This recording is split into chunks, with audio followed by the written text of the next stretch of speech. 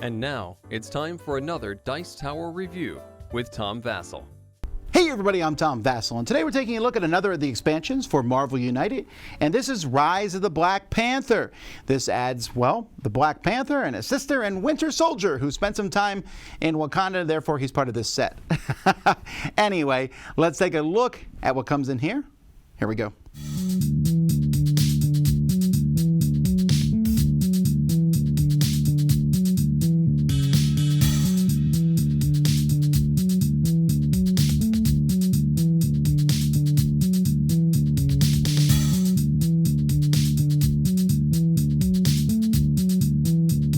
Alright, so let's see what we get in here. So first we have Endangered Locations Challenge.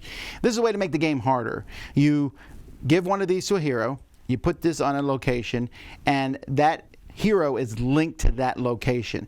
And so anytime there's an overflow triggered there, the hero takes a damage. This just makes the game harder, and doesn't do so in a way I find interesting at all, so I will probably never play with that again.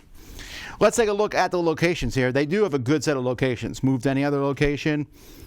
This one I like. Get rid of a crisis token, and some of the bad guys give really nasty crisis tokens. So I like being able to discard a card to get rid of one. Giving a wild token. This is the first one I'm clearing. I like taking wild tokens. Search your deck for any cards. Putting it on top. And then a healing thing here in Shuri's lab. And also, you can do one fight in this location. So thugs here, beware. Also, that's a really cool picture, isn't it? So, cool locations. Let's take a look at the other stuff. First, let's take a look at the heroes. We have Winter Soldier, who has 3 exact things that give him 2 fighting tokens, and then 1 fighting. So he's one of the best fighters around. So pretty handy in that regard. The Black Panther has, like, these mixed things. He gives 1 token, but then he does the other 2 things on them. So that's kind of cool. It makes him very versatile when doing stuff. Shuri, on the other hand, amazing. Her card here, which lets her give a token from the pool to any hero. She gives someone else a wild one, and then also lets that person draw till they have 3 in hand. So she heals you and gives you a wild token. Also, the bottom of these is all wild. That's crazy cool. The rest of her abilities are fine, but that makes her very, very powerful. Killmonger here is going to, what he does is, whenever there's an overflow, you replace one of the civilians or thugs there with a crisis token. And whenever he bams, he replaces one with a crisis token.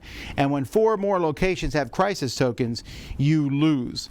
Not only that, he has cards where they're called Overthrow, where he moves one and replaces all the civilians there with crisis tokens. And there's 2 of these cards in a deck.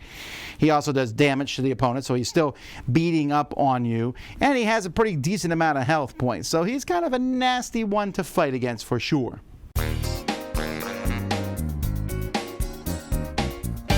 This is clearly another set that you would get because you want these characters.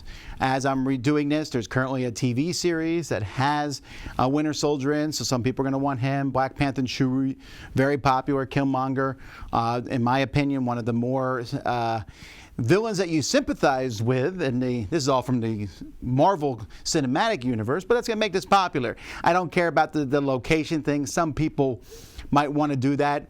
You don't need this set to do that, though. You could just do that without the tokens in it. The locations actually are what kind of attracts me to this. Well, and Shuri, I think she's a great character.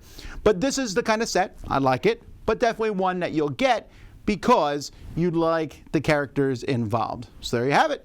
That's what comes in Rise of the Black Panther. I'm Tom Vasel, and you've been watching the Dice Tower. Dice Tower Judgment approved.